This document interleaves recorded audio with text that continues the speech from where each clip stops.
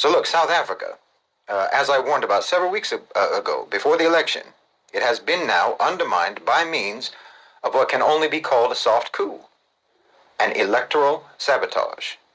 But I don't only mean by means of rigged elections, but by comprehensive subversion, manipulation, and infiltration of their domestic political landscape by the United States. The so-called Democratic Alliance, the DA,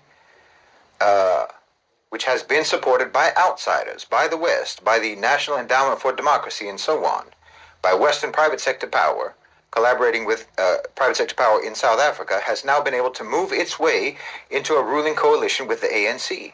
Okay, the DA is anti-BRICS. It's pro-Zionist.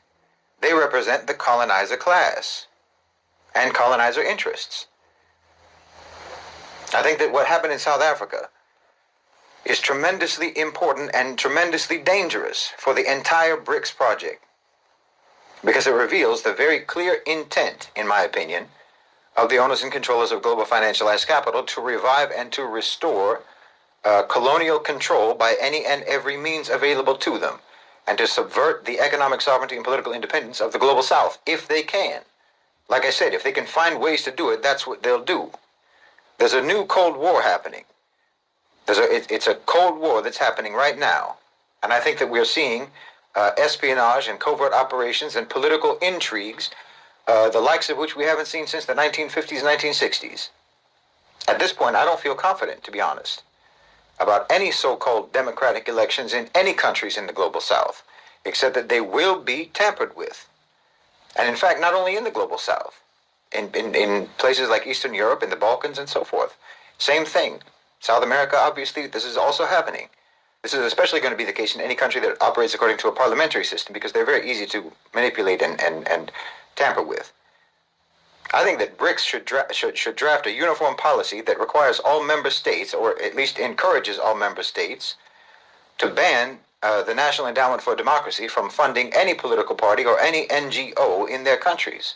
And you can add to that USAID as well, USAID. But I don't think it's wise or safe for any BRICS nation to allow domestic organizations or domestic political parties to be funded by the United States in any way whatsoever.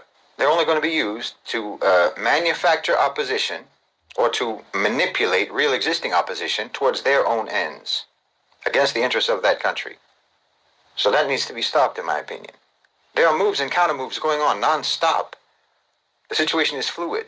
While there's no doubt in my mind that the global South will rise, it's not at all clear who is going to be in control of the global South when all is said and done. The global South will rise, but who's going to be managing that, we don't know yet. The economy is shifting, there's no question. But those who have been controlling the global economy up until now want to maintain their control during and after the transition takes place, during and after the pivot. And how that's all going to turn out is up in the air right now. And it's being determined, that outcome is being determined by decisions that are being made now.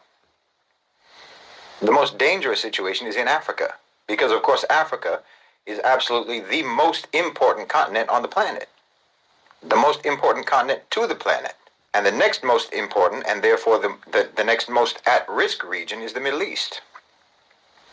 The Middle East and Africa power the whole global economy. They power everything that makes so-called modern life possible. It's all made possible by the Middle East and Africa.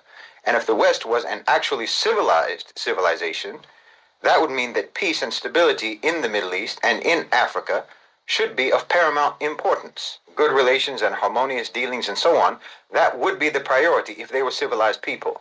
But of course the West is not civilized. And if you have something that they need, if you have something that they want, but especially if you have something that they need, then they do not see you as a friend. They don't see you as a friend that they want to be close to and have good relations with. They see you as an enemy that they want to subjugate. They see the world in a predator-prey paradigm, kill or be killed mentality. They're the original extremists, and they've never grown out of it.